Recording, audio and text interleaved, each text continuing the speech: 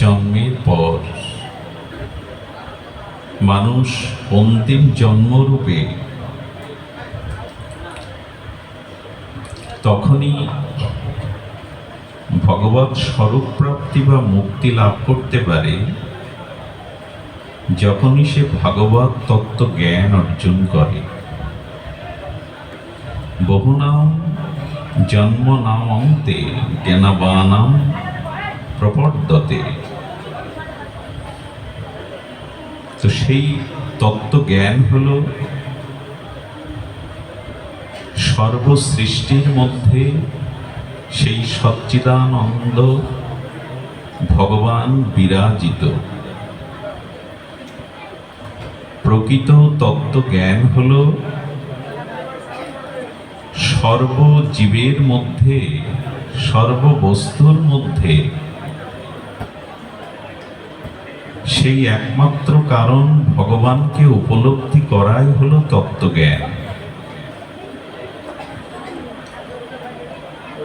তো সর্বভূতে, সর্বজীবে, সর্বতত্ত্বে ভগবানকে তত্ত্বত উপলব্ধি করে যারা ভগবৎ ভজনে ব্রতী হন,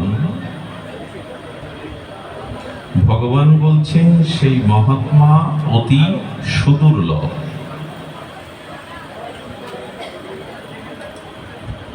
একটু ধ্যান দিন, তত্ত্বত ভগবানকে জানা আর তত্ত্বত ভগবানকে জেনে ভগবানের ভজন করা ব্যক্তি বা মহাত্মা জগতে সুদুর্লভ, সুলভ নয়।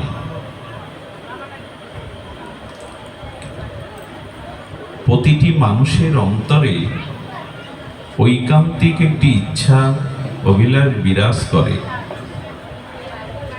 সেই অভিলাষ হলো সে সুখী হতে চায়, সফল হতে চায়। প্রতিটি মানুষের অন্তর্নিহিত ঐকান্তিক অভিলাষ হলো সে সুখী হতে চায় এবং সফল হতে চায়। কিন্তু সকলেই এই সফল এবং সুখী হওয়ার জন্য ভগবান কিন্তু সমভাবে সুযোগ দিয়েছেন। প্রতিটি মানুষ সফল, সুফল এবং সুখী হওয়ার জন্য সুযোগটা ভগবানের পক্ষ থেকে সবার জন্য সমান। কেহ যেন এরূপ মনে না করে যে আমার জন্য ভগবান সফল হওয়ার জন্য, সুখী হওয়ার জন্য সুযোগ কম দিয়েছে। ভগবান নিরপেক্ষ তত্ত্ব,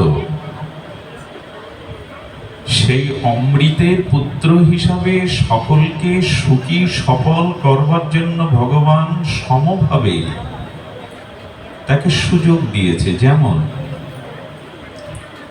একটি দেশের রাষ্ট্রনায়ক যে সময় পায় দিন রাত্রে, একটি সাধারণ মানুষ সেই সময় পায় কিনা? 24 ঘন্টার বাইরে কোনো সময় কারোর জন্য বেশি আছে কি? একজন রাষ্ট্রনায়ক তিনি দিন রাত্রে সময় পান কতটা? সাধারণ একজন কাঙাল পথের মানুষ দিন রাত্রে সময় পায় তো সেই 24 ঘন্টা। সুযোগ সমান কিনা? রাষ্ট্রনায়ক বলে, সাধু বলে তার জন্য দিনের বা রাতের সময় ভগবান বেশি করে দেননি। আরেকটি বিষয় হলো কর্ম করবার ক্ষমতা প্রত্যেক জীবকে ভগবান দিয়েছে। কর্ম করবার ক্ষমতা, হ্যাঁ, যারা জন্মান্ধ, বধির, বিকলাঙ্গ তাদের কথা আলাদা। যারা পূর্ণ অবয়ব পেয়েছে, হস্তপদ বিশিষ্ট মানুষ, প্রত্যেকেই কর্ম করবার ক্ষমতা প্রভু দিয়েছে। চোখ দিয়ে দর্শন করবার, কর্ণ দিয়ে শ্রবণের, নাসিকার ঘ্রাণ, জিহ্বার আস্বাদন, তার দুটো পদচক্রমণে পথ চলা, হস্ত দিয়ে কর্ম করা। কর্ম করবার জন্য সকলকে সমানভাবে, এমন নয় যে খুব বিজ্ঞজনের হাত 4টি, অবিজ্ঞজনের হাত 2টি, 1টি, এরকম নয়, সমান। অর্থাৎ কর্ম করবার জন্য পূর্ণ অবয়ব বিশিষ্ট মানুষকে একইভাবে গড়েছেন ভগবান।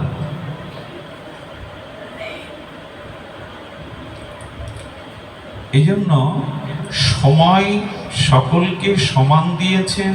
কর্ম করবার মতো ইন্দ্রিয়গুলি, কারো 4টে চোখ, কারো 3টি কর্ণ, এরকম না, সমান দিয়েছে কর্ম আর কর্মেন্দ্রিয় জ্ঞানেন্দ্রিয়গুলো, কারো কম বেশি নয়। আচ্ছা, বুদ্ধি বা বিদ্যা, বুদ্ধি প্রতিটি প্রাণীকে ভগবান দিয়েছেন, বিচার ভগবান প্রত্যেককেই দিয়েছেন। এখানে সফল বা সুখী হওয়ার জন্য প্রয়োজন কি? 24 ঘন্টা দিনরাত সকলের জন্য সমান, তার কর্মেন্দ্রিয় জ্ঞানেন্দ্রিয় সকলের সমান। প্রত্যেকটি প্রাণীর মধ্যে ভগবান বিচার দিয়েছেন, বিবেক দিয়েছেন, এবং তার মধ্যে বুদ্ধি দিয়েছেন, কোন বস্তুর অনুভব করবার বুদ্ধি দিয়েছেন। সকলে কেন সফল হতে পারবে না?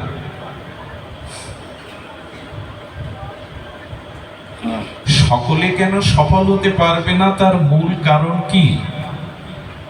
একটু ধ্যান দিন শব্দের দিকে। তার মূল কারণ হলো লক্ষ্য বা উদ্দেশ্য সকলের সমান নয়।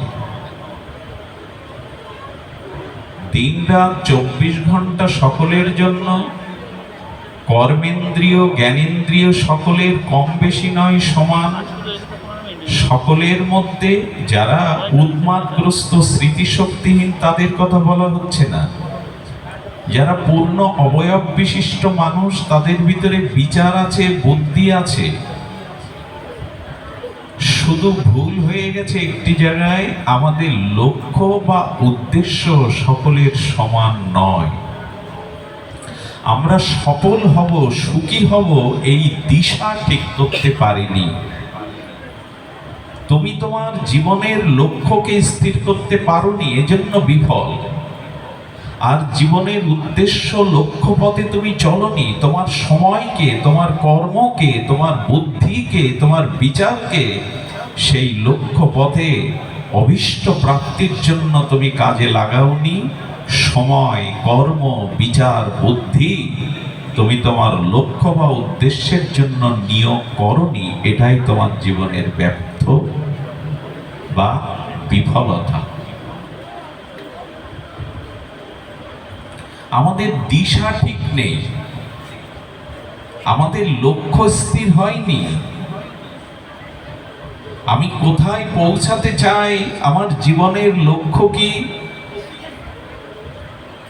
এটি যদি নির্ণয় না হয় তো পথে শুধু চলতেই আছেন, লক্ষ্য নেই।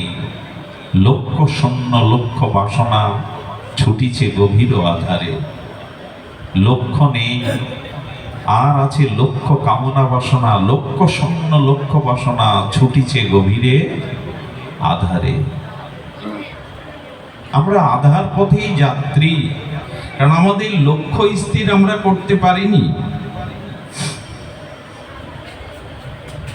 দেখুন, এই লক্ষ্য বা উদ্দেশ্য স্থির না হলে আমাদের জীবনে দুটো জিনিস আসবেই।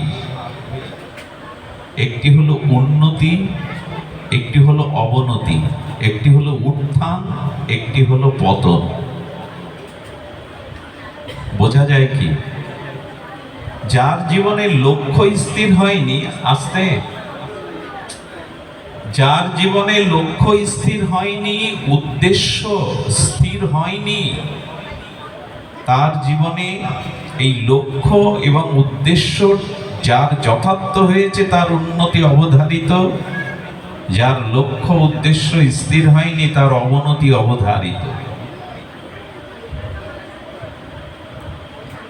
এই জন্য ভগবান বলেছেন, উদ্ধারে তো আত্মা না আত্মা অবসাদয়ে। নিজের উদ্ধার নিজে করো, আত্মাকে অবসাদ হতে দিও না। শ্রীমদ্ ভগবদ গীতার সার্বভৌম শাস্ত্রের ভগবানের দিব্য বাণী। তুমি তোমার উদ্ধারের কর্তা, তুমি নিজেকে উদ্ধার করো। আত্মার অবসাদ হতে দিও না, নিজের পতন এনো না। উদ্ধারিত আত্মনা না আত্মা অবসাদয়ে। তুমি নিজেকে উদ্ধার করো। কিন্তু আজ আমরা সেই লক্ষ্য শূন্য, উদ্দেশ্য শূন্য। জীবনে কারো যদি লক্ষ্য হয়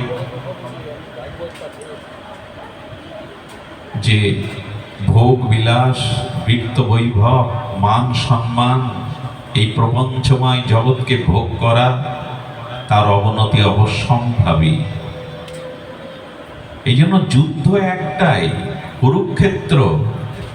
কিন্তু এক পক্ষ বিজয়ী, এক পক্ষ পরাজিত। কৌরবরা পরাজিত, পাণ্ডবদের বিজয়ী কেন? পাণ্ডবদের জীবনে একটি আদর্শ ছিল, লক্ষ্য ছিল এই যুদ্ধের। কিন্তু কৌরবদের ছিল এই যুদ্ধ শুধু ভোগের, ক্ষমতার, অভিমানের, দম্ভের, অহংকারের। জীবনটাও তো যুদ্ধ। পৃথিবীর সব থেকে বড় যুদ্ধ হলো জীবন যুদ্ধ। সেই জীবন যুদ্ধে তুমি জয়ী হবে কি বিজয়ী হবে কি তোমার পরাজয় হবে, এটা তোমার উদ্দেশ্যের উপরে নির্ভর করছে। আমাদের উদ্দেশ্যই ঠিক নয়, কোথায় পৌঁছাতে চাই জানি না।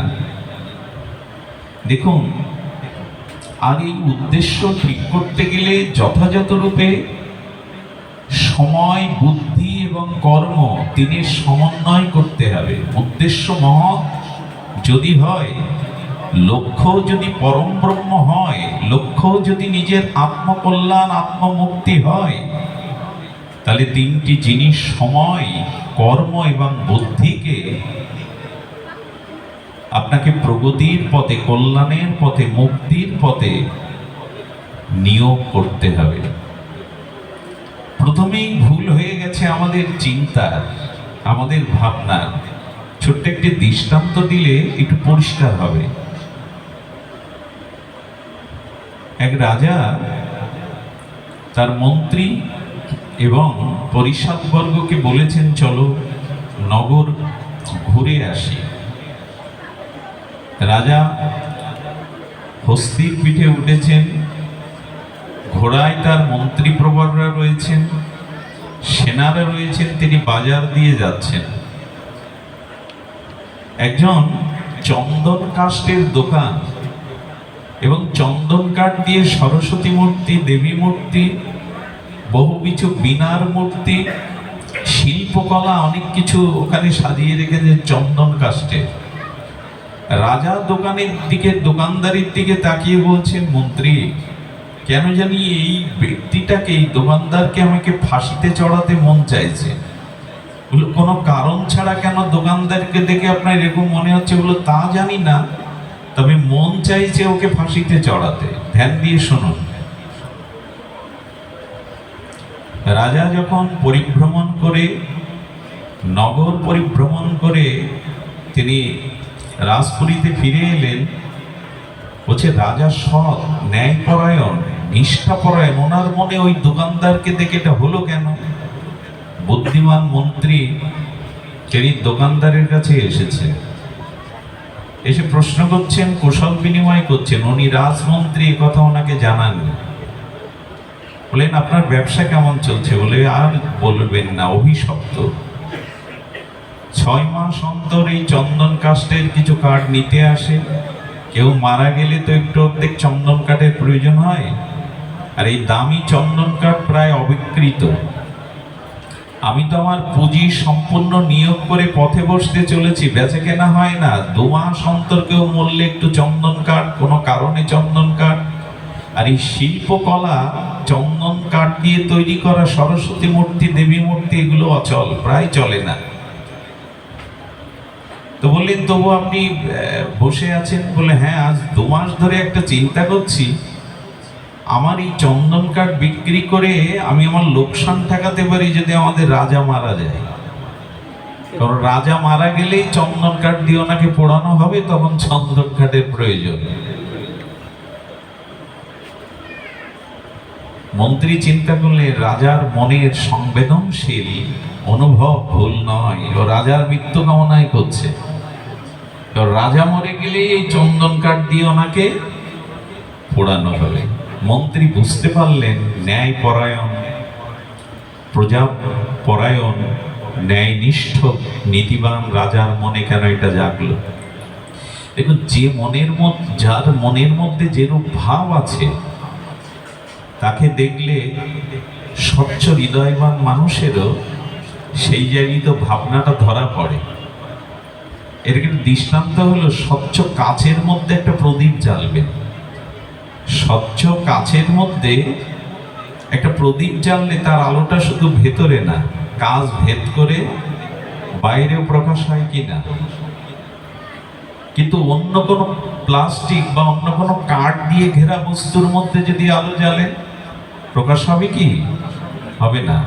তেমনি সৎ বা ধ্যান নিষ্ঠ, জ্ঞাননিষ্ঠ, হৃদয় স্বচ্ছ, ন্যায়পরায়ণ, আদর্শবান কোনো ব্যক্তি কারোর দিকে চাইলেই তার ভেতরটা পড়ে ফেলতে পারে। এরকম নয় তিনি জ্যোতির্বিদ্যা জানেন, অলৌকিক কিছু জানেন, এরকম না।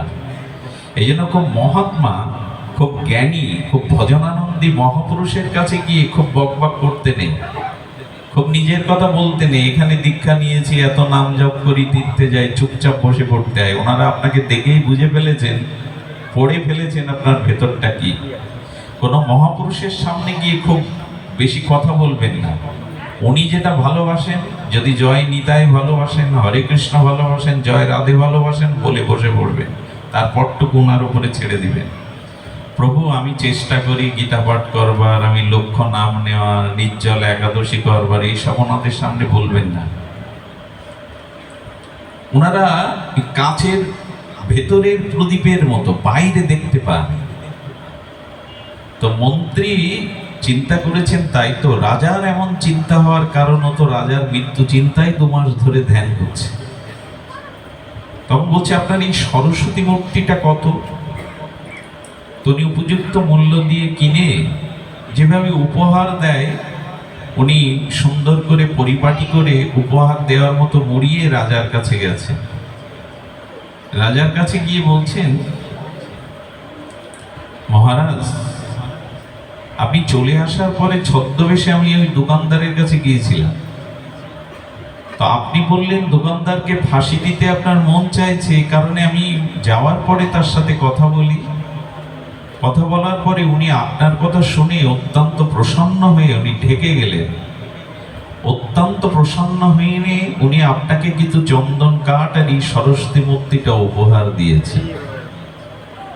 সরস্বতী মূর্তিটা দেখে খুব প্রসন্ন হলে, চন্দন কাঠ দেখে আরো প্রসন্ন হলে, বললে আমাকে যদি উপহার পাঠায়, আমার তো একটা কর্তব্য আছে, চলো দোকানে গিয়ে আনুষঙ্গিক যা কিছু আছে কিছু কিনে আনতে হবে। তো সেই ভাস্কর্যগুলো, দেবী মূর্তিগুলো, চন্দন কাঠগুলো বহুবিধ টাকা দিয়ে, যা 2-4 বছরে কেনা বেচা না হয়, সব রাজা যেহেতু উপহার দিয়ে এসে প্রসন্ন করে কিনে নিয়ে গেলেন। বলবার তাৎপর্য কি? তাৎপর্য হলো, কিছু মানুষ আছে যারা নিজের উন্নতি, নিজের সফলতা, নিজের জীবনের সুখ তারা অন্যের সাথে সর্বদা পার্থক্যগুলো নির্ণয় করে। অমুকের কারণে আমি সুখী হতে পারতাম কিন্তু হইনি, তার কারণে অন্যের দিকে চেয়ে থাকে। এই অন্যের দোষ এবং অন্যের দিকে চেয়ে থাকা ব্যক্তিরা পরাঙ্মুখ হয়। অন্যের দোষ, অন্যের ভাবনাগুলো নিতে নিতেই তাদের হৃদয়ের যে বিচার বুদ্ধি, সুবুদ্ধি হারিয়ে ফেলে। তাই জীবনে অন্যের দিকে তাকিয়ে অন্যের সাথে নিজেকে পরিমাপ না করে স্বাতন্ত্র বুদ্ধিতে একটা আদর্শের পথে নিজেই চলুন। আচ্ছা, ওই একই দোকানদার যিনি মৃত্যু কামনা করছিলেন তিনি এখন রাজার প্রশংসা করছেন। মাঝখানে যিনি এই কাজটা করিয়ে দিলেন তিনি মন্ত্রী। কিছু লোক জগতে আছে যারা এই ভ্রম দূর করে সকলের মাঝে একটা প্রেরণা, একটা শুভ বুদ্ধি, একটা শুভ চিন্তা আনায়ন করে। এই মাঝখানের ব্যক্তিটাই হলো জগতের সাধুগুরু বৈষ্ণব। তাদের সংস্পর্শে গেলে তারা ত্রুটিগুলো, ভুলগুলো, ভাবনাগুলো পরিবর্তন করে দেয়। যিনি রাজার মৃত্যু কামনা করছিলেন তিনি এখন রাজার কল্যাণ কামনা করছেন, দীর্ঘায়ু কামনা করছেন। আর যে রাজা মনে করেছিল তাকে মৃত্যুদণ্ড দেওয়া উচিত, সেই ভাবনার পরিবর্তন হয়ে তাকেই সে সম্পদশালী করে দিল। মাঝখানে এই মন্ত্রী প্রবর তিনি ভূমিকা রাখলেন। তো জীবনের উদ্দেশ্য এই পরনিন্দা, পরচর্চা, পরের উন্নতি দেখে হৃদয়ে জ্বালা সৃষ্টি হওয়া, পরের প্রশংসা শুনে পরের উন্নতি দেখে হৃদয়ে দুঃখ আসা, যন্ত্রণা আসা, এইগুলি দূর করতে গেলে মাঝখানে সাধুগুরু বৈষ্ণব বা সাধু সঙ্গ হরিকথার একান্তই প্রয়োজন, যার দ্বারা মানুষ নিজের লক্ষ্য উদ্দেশ্যকে সুন্দর করতেই পারে। এই জন্য আপনাদের কাছে বিশেষ অনুরোধ, অপরের ভালোটুকু নিতে শুরু করুন। অপরের মঙ্গল চিন্তায় নিজ মঙ্গলের প্রসূতি। অপরের মঙ্গল ভাবনা ছাড়া আপনার মধ্যে মঙ্গলের সূচনা হতে পারে না। ভারতীয় সনাতন সভ্যতা, আর্য সভ্যতা অন্তত এই কথাই বলেছেন, অপরের কল্যাণ চিন্তায় নিজ কল্যাণের প্রসূতি, নাহলে শুরু হবে না। এই জন্য কর্ম, সময়, বুদ্ধি ভগবান আমাদের দিয়েছেন। শুধু লক্ষ্য উদ্দেশ্য যদি স্থির হয় তাহলে আমরা লক্ষ্যে পৌঁছাতে পারব। সুখ কাকে বলে এটি যদি আমরা একটু তত্ত্বত জানি, সুখের পরিভাষা কি এবং আমাদের জীবনের লক্ষ্য কি, তা যদি আমরা একটু সামান্য স্পর্শ করার চেষ্টা করি তাহলে জানব সুখ হলো আমাদের সন্তুষ্টি। সব পরিস্থিতির মধ্যে একটা সন্তোষ ভাব, এটাই আপনাকে সুখী করতে পারে। সুখ মানে মানসিক সন্তোষ। সেই মানসিক সন্তোষটা ভগবত ভজন ব্যতীত, আত্মজ্ঞান ব্যতীত, ঈশ্বরের কৃপা ব্যতীত এই উপলব্ধি আসে না যে সব পরিস্থিতির মধ্যেই মঙ্গলময় ভগবানের কোনো মঙ্গলপ্রদ চিন্তা মনে আনাই সন্তুষ্ট থাকার একমাত্র বা সুখী হবার একমাত্র কারণ। সকল পরিস্থিতি অনুকূল বা প্রতিকূল, এই পরিস্থিতিগুলোর মধ্যে নিজেকে সন্তোষ রাখা, প্রসন্ন রাখা, একে আর মুখে বললে হবে?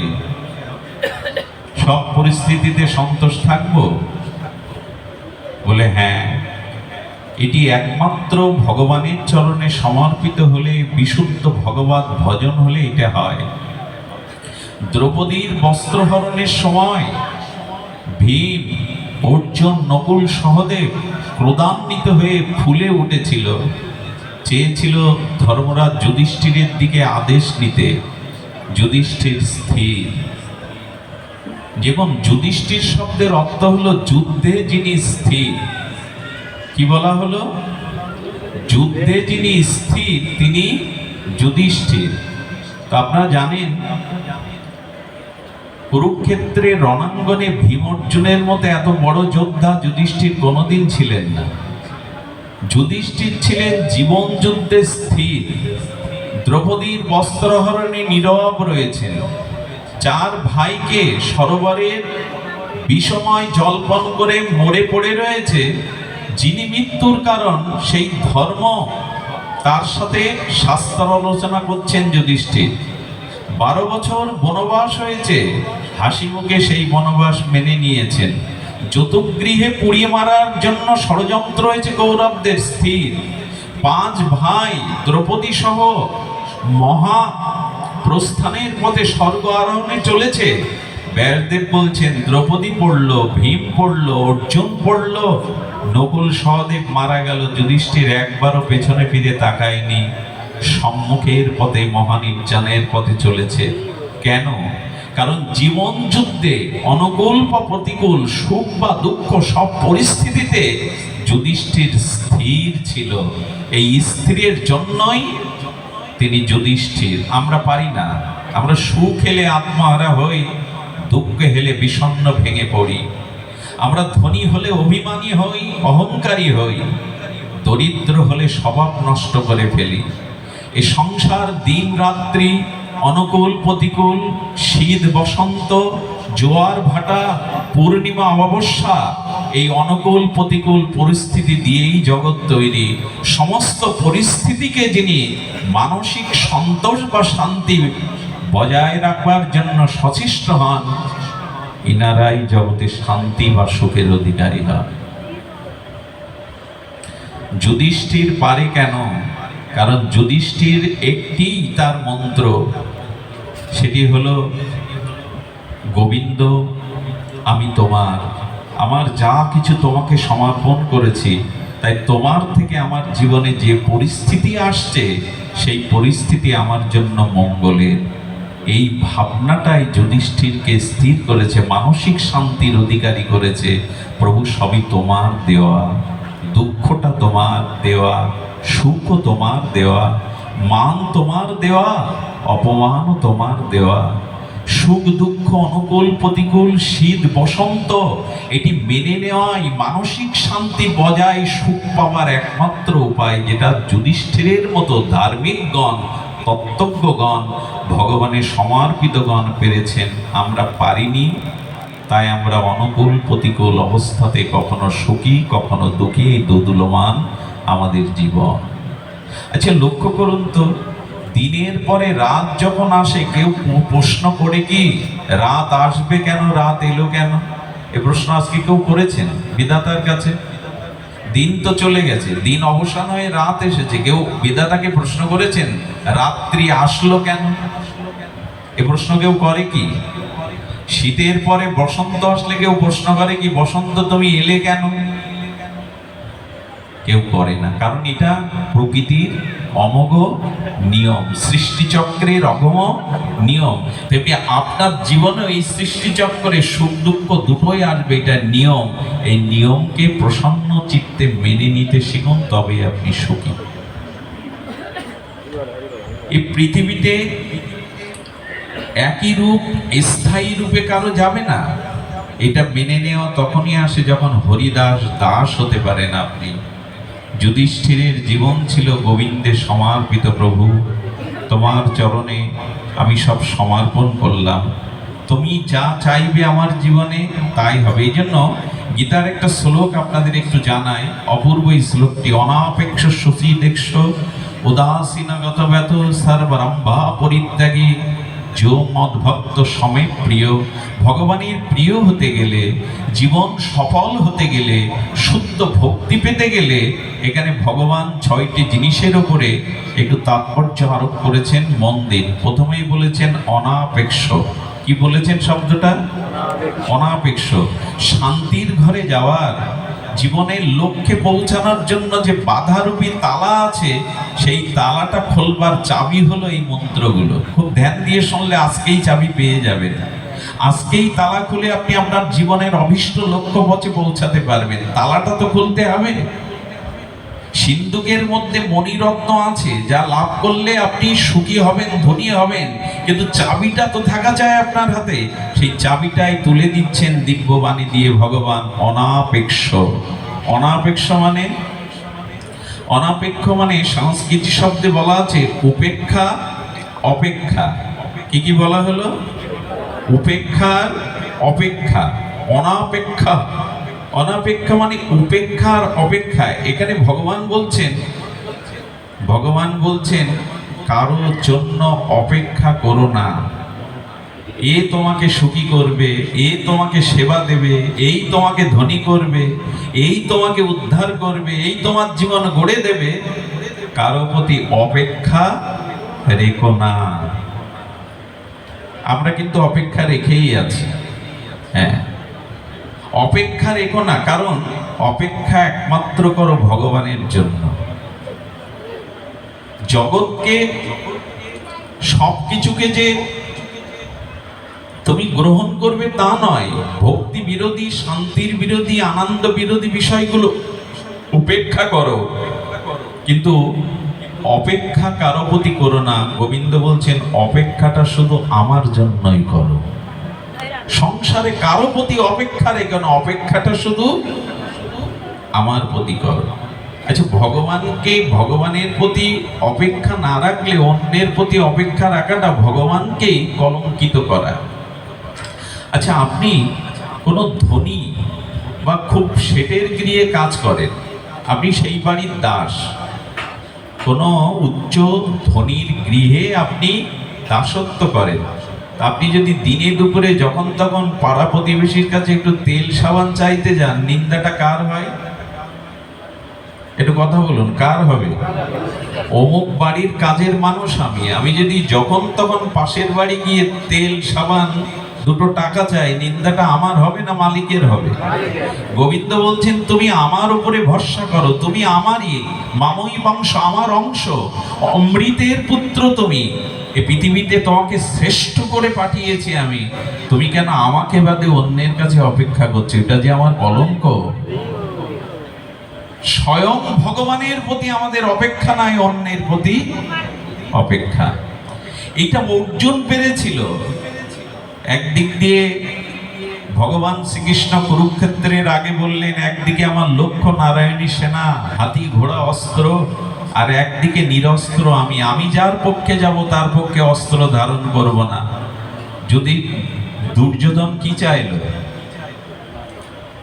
যে কৃষ্ণ কুরুক্ষেত্রে অস্ত্র ধারণ করবে না, এরকম ব্যর্থ একজন মানুষকে রেখে আমি কি করব? বরঞ্চ তার নারায়ণী সেনা, তার হাতি ঘোড়া অস্ত্রই আমার দরকার। প্রসন্ন মনে চেয়ে দিলেন। কিন্তু অর্জুন কি চাইলেন? অর্জুন হাতি ঘোড়া সৈন্য সামন্ত অস্ত্র, এদিকে দৃষ্টি না দিয়ে দৃষ্টি গেল, অপেক্ষাটা করলেন ভগবানের জন্য, যে তুমি আমার রথের সারথি হও কেশব। আমি আর কিছু চাই না। এই চাওয়াটা আমাদের জীবনে আছে তো, অন্য কিছু চাই না, তোমাকে চাই না। যতই মুখে বলি অন্য কিছু চাই না প্রভু, তোমাকে চাই। গোবিন্দ বলছেন আমাকে পেলে সব পাওয়া হয়, আমাকে না পেলে কিছুই পাওয়া হয় না। একটা এক সংখ্যা দিয়ে শূন্য দাও, বাম পাশে ডান পাশে শূন্যটা দাও, মান হবে 10। যত দিয়ে যাবে কোটিতে পৌঁছাবে, কিন্তু একটা বাম পাশ থেকে মুছে ফেললে শূন্য শূন্যই। অর্জুনের কাছ থেকে শেখো কি চাইতে হয়। আমার এত নারায়ণী সেনা, এত হাতি ঘোড়া অস্ত্র না আছে, নিরস্ত্র আমি অস্ত্র ধরবো না, এ কথা জানার পরেও অর্জুন চেয়ে নিল, হে জনার্দন, হে কেশব, হে বাসুদেব, আপনি আমার জীবন রথের, শুধু রথের না, আমার জীবন রথের সারথি হন। আমরা চাইতে পারি তো? এই জন্য ভগবানকে আশ্রয় করে যদি অন্যের প্রতি অপেক্ষা করি, এটা ভগবানেরই কলঙ্ক দেয়া হয়। ধনীর বাড়িতে কাজ করেও যদি লোকের বাড়িতে 2 বেলা চাইতে যান, তো সেই সেটের সেই ধনীর অপমান হবে। ভগবান বললেন আমার প্রতি নির্ভর করো। নির্ভরতা আমাদের নাই। আমার মনে আছে রাজস্থানের রাজপুত পরিবারের একজন আমেরিকায় থাকতেন। তো তখন রাজপ্রথা, তো আমেরিকা থেকে ভারতে আসবার তখন জাহাজ ব্যবস্থা। তো বহুদিন আগের ঘটনা। তো রাজপুতের এক যুবরাজ বিয়ে করে নবপরিণত বধূকে নিয়ে জাহাজে আসছেন। কি বলবো, জাহাজ তখন সেই সাগরে ডুবুডুবু অবস্থা। ক্যাপ্টেন যিনি ছিলেন তিনি ঘোষণা দিলেন জাহাজ ডুবে যাবে, যার যেটুকু বাঁচবার আশা আছে চেষ্টা করতে পারেন। উনি নীরবে ধ্যানে বসে আছেন সেই রাজপুত যুবরাজ। তার স্ত্রী চঞ্চলা হয়ে সবাই যখন ঝাঁপ দিচ্ছে, বাঁচবার চেষ্টা করছে, তখন ডেকে বলছেন আপনি নিশ্চিন্ত নীরব কেন? উনি কোনো উত্তর না দিয়ে ওনার তলোয়ার কানা ধারালো তলোয়ার বের করলেন। তলোয়ার বের করে ওনার স্ত্রীর গলে যখন ধরেছে, ধরে বলছে তোমার ভয় হচ্ছে কি? বলে না, হাসি পাচ্ছে, ভয় না। বলে কেন, তোমার গলে যদি কেউ অস্ত্র ধরে তলোয়ার ধারালো ভয় করে না? বলে অন্য কেউ ধরলে ভয় করতো, কিন্তু তুমি তো আমার স্বামী, তুমি আমার ক্ষতি করতে পারো না, এই বিশ্বাস তো তোমার উপরে আছে। বলে গলায় ধারালো তলোয়ার ধরলেও যদি তুমি ভয় না পাও যে আমি তোমার স্বামী, আমি তোমার অমঙ্গল করতে পারি না, তবে এই ঝড়ের মধ্যে মৃত্যুর মুখে দাঁড়িয়ে আমার একজন বিশ্বাসী মানুষ আছে, আমি তার উপর নির্ভর করেছি, আমার ভয় নেই, তিনি আমাকে বাঁচাবেন, তিনি আমাকে রক্ষা করবেন। সে যাত্রায় উনি বেঁচে ছিলেন। নির্ভরতাটা, অপেক্ষাটা ভগবানের জন্যই করুন। কুরুক্ষেত্রের অর্জুন জয়ী হতে পারে না, বিশ্বজয়ী অর্জুন হতে পারে না, ভগবানের প্রতি অপেক্ষা করেছেন বলেই, নির্ভর করেছেন বলেই তিনি জয়ী। আমাদেরও জীবন যুদ্ধে সব আছে, অর্থ আছে, সম্মান আছে, বাড়ি গাড়ি আছে, বিদ্যা আছে, নেই শুধু আমাদের জীবনের সারথি রূপে ভগবান। আমার হাত ধরে তুমি নিয়ে চলো সখা, আমি যে পথ চিনি না। এই জীবন, এই দেহরথ, এই জীবন কুরুক্ষেত্রের যুদ্ধে ভগবানের হাতে সঁপে দিন পরিচালনার ভার। এটাই আমাদের ব্যর্থতা, অনপেক্ষ। গোবিন্দ বলছেন আর কারো প্রতি অপেক্ষা রেখে না, কারণ কেউ সামর্থ্য নাই। গুরু মহারাজ বললেন এক গ্রামে যদি 50 ঘর বাস করে আর তারা যদি সবাই ভিখারি হয়, ওই পাড়ায় ভিক্ষা চাইতে গেলে পাওয়া যাবে তো? যদি একটা পাড়ায় সকলেই ভিখারি হয় তো ওখানে ভিক্ষা চাইতে গেলে পাওয়া যাবে তো? পাওয়া যাবে না, কারণ সবাই ভিখারি। তেমন শাস্ত্র বলছেন জীব আর একটা জীবকে কি করতে পারে? জীবের সাধ্য কতটুকু? জীব আর একটি জীবকে প্রকৃত কল্যাণ করতে পারে না। কল্যাণ চিন্তা করতে পারেন, তার মঙ্গল চিন্তা করতে পারেন, কিন্তু জীবের সাধ্য কি? এই জন্য ভগবান বললেন অহেতুক কল্যাণ গুণবেদ সর্বসমর্থময় ভগবানই পারেন, সমর্থ তিনি। এই জন্য প্রথমেই বলছেন অনাপেক্ষ অর্জুন, কে আমার ভক্ত, কে আমার প্রিয়, যে সর্ব অবস্থায় আমার দিকেই অপেক্ষা করে থাকে, অন্যের দিকে নয়। এটাই কি হয়েছে আমাদের জীবনে? তার দিকে লক্ষ্য করেই জীবন চলা, তার প্রতি নির্ভর করা। আমার মনে পড়ে কাশীতে একজন ভক্ত ছিলেন ভগবান শঙ্করের। দেখুন, কারো প্রতি অপেক্ষা নেই, তিনি অযাচক বৃত্তিতে ছিলেন। ভগবান শঙ্করের ভজন করতে না চিরকাল ভজনানন্দীদের যা হয়, ঘরে চাল নেই, সন্তানরা না খেয়ে চিৎকার করছে। কি বলবো আপনাদের, একদিন হাঁড়ি জ্বলেনি, 2 দিন যেদিন হাঁড়ি জ্বলেনি, মা খালি জল জাল দিচ্ছে সন্তানদের সান্ত্বনা দেওয়ার জন্য, অন্ন লাভলেই তোদের ক্ষুধার অন্ন দেব। ধ্যানস্থ তাকে গিয়ে বলছেন কি গো, বসে বসে ধ্যান করছো? ছেলে মেয়েরা যদি মায়ের কাছে ক্ষুধায় অন্নে কাতর হয়ে যায়, আমি মা হয়ে মুখ দেখাবো কি করে? বলেন শান্ত থাকো, শান্ত হয়ে যাও। ভগবান শঙ্করকে আমি জানাতে পারবো না, তুমি আমায় কিছু দাও। আমি যে তার উপরে আত্মসমর্পণ করে বসে আছি। কাউকে বলেন না, ভগবানকেও জানান না। 3য় দিন প্রভাতে সূর্য উদয়ের সাথে সাথে একজন পিয়ন এলেন, বলেন এটা সই করে দিন। সই করে দিয়ে ওদের 2000 টাকা তৎকালীন সময়, বলেন এটা দিন। বলে কে পাঠিয়েছে, দাম কি? বলে কলকাতা থেকে এক শেঠ পাঠিয়েছেন, আপনি সই করে দিন। শেঠের কাছে টেলিগ্রাম করা হলো, আপনি টাকা কেন আমাকে পাঠিয়েছেন? আমি তো আপনার কাছে কোনো বিজ্ঞপ্তি জানাইনি, প্রার্থনা জানাইনি। বললেন ভোরবেলা ভগবান শঙ্কর স্বপ্নেতে বললেন আমার মন্দির করে কি করবি? কাশীতে আমার এক ভক্ত বড় অভাবী, যা কিছু অর্ঘ্য পাঠিয়ে দে, তার ঘরে উপচার পাঠিয়ে দে। এই জন্যই তো আমি পাঠালাম। উনি 2 দিন অপেক্ষা করেছেন। আজও ঘটে সব ঘটনা, আজও ঘটে। আমার এক ভাগবত আচার্যের কথা মনে পড়ে, ইনি বৃন্দাবনেই ছিলেন। ছোটবেলা থেকে ভাগবতকে খুব ভালোবাসতেন, ওই সবসময় ভাগবত নিয়ে পড়ে থাকতেন। পয়সা করি কারো কাছে দিতেন না পাঠে, ওই ভাগবত ভাগবত সবসময়, সেই সকাল হবে 11টা পর্যন্ত ভাগবত। তাকে বিয়ে দেওয়া হলো। স্ত্রী এসে দেখলো একজন অকর্মণ্যর হাতে পিতামাতা দিয়েছে। হ্যাঁ, ভাগবতী তার সব, সংসার তার সব নয়। অভাবের তাড়নায় স্ত্রী পরের বাড়িতে ঝিয়ের কাজ দিল, দাসীর কাজ দিল। 10 বছর সংসার জীবনে 2টি সন্তান হলো, অভাব আরো দেখা দিল। কিন্তু স্ত্রী এই রমণী সতী সাধ্যে তিনি লোকের বাড়িতে ঝিগিরি করে দাসী কাজ করে সংসার চালাতে লাগলেন। এক মধ্যাহ্নে দুজন পরম বৈষ্ণব এসে, মহন্ত এসে ঘরেই প্রবেশ করে বলছেন, মা বড় ক্ষুধার্ত, আমাদের কিছু প্রসাদ দাও। সেদিন তার পাত্রে কোনো প্রসাদ ছিল না, দুমুঠো অন্ন ছিল না। চোখের জলে সাধুদের ক্ষমা চেয়েছিলেন।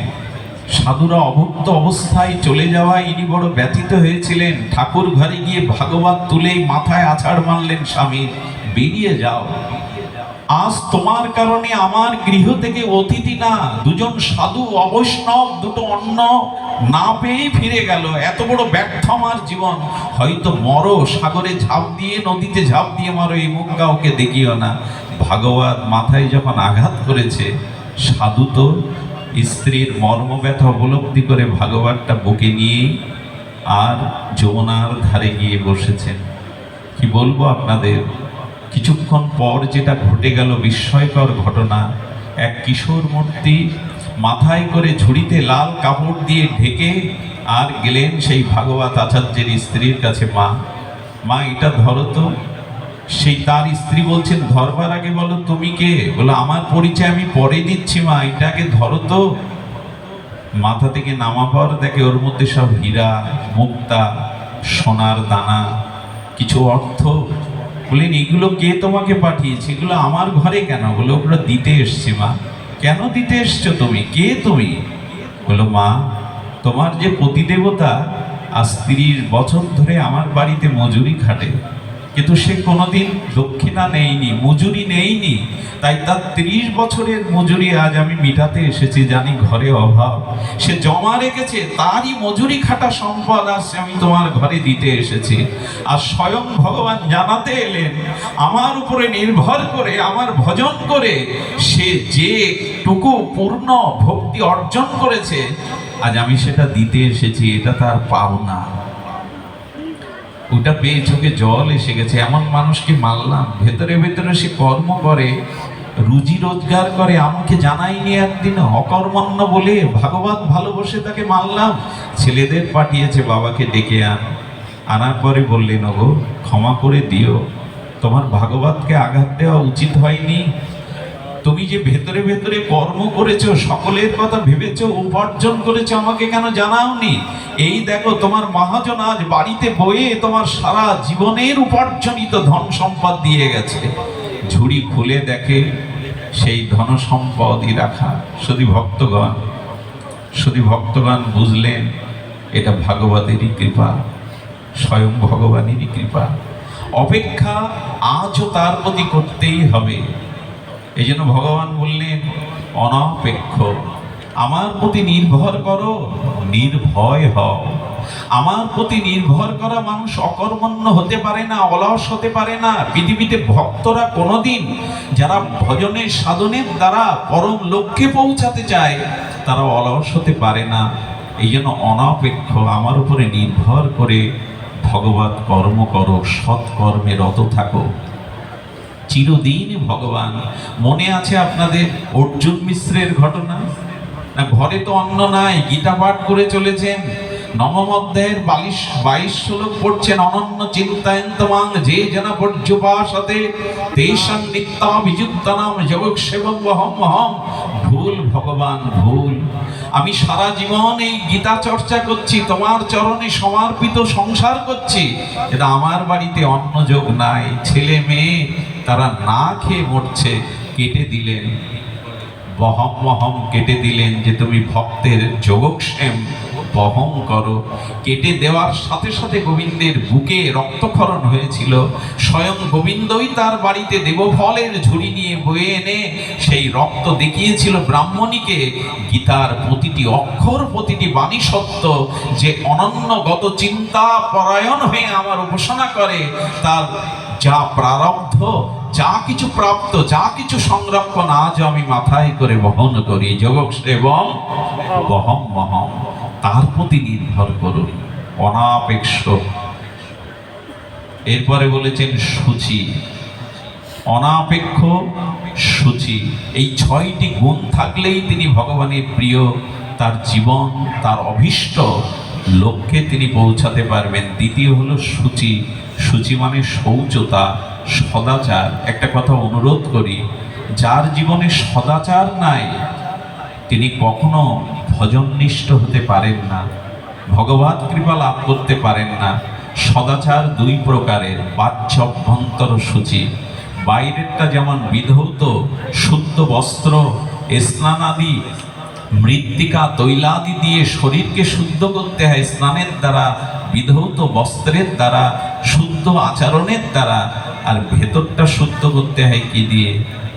ভেতরের শুদ্ধতা হয় যদি অপরের প্রতি কোনো হিংসা না থাকে, বিদ্বেষ না থাকে, অপরের কোনো কল্যাণ দেখে যদি আমার হৃদয়ে জ্বালা সৃষ্টি না হয়, তাহলে জানলেন আপনার হৃদয়টা শুদ্ধ হলো।